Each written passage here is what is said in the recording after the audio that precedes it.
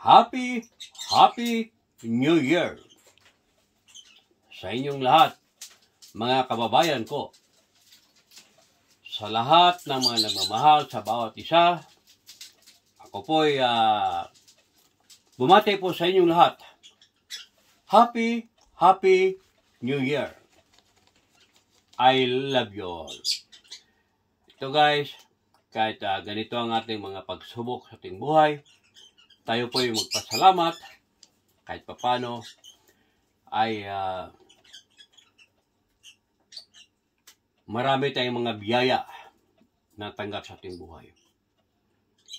Sa lahat, sa nagmamahal sa bawat isa, hindi ko na kayo kayang may isa-isa pa, kundi ako po'y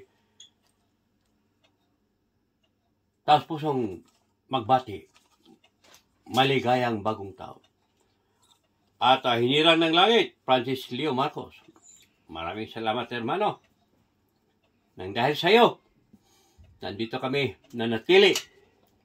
Kahit paman ito ang iyong hermano ay nilalait. Sinasabi nilang inutil, matanda, walang trabaho, may sakit. Pero sa awa ng Diyos, hermano, nanatiling, nanindigan. Araw-araw kong pinagdasal tuwing nasa live ako ang iyong kalayaan. Hermano, hindi man tayo nagkakilala, pero ako po'y lubos taong nagpapasalamat, taos pusong nagpapasalamat sa iyo. Mabuhay ka, hermano Francis Leo Marcos. Sa lahat ng mga nanalait sa iyo, ito lang masasabi ko sa inyo. Kung ano man ang inyong panglalait sa aking hermano, kahit papano, siya po ay nakatulong sa panahon ng pandemya. Muli, Happy New Year sa inyong lahat.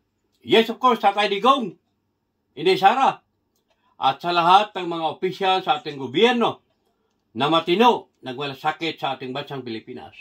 Mabuhay po kayo. Happy New Year. And I love you all. Bye-bye.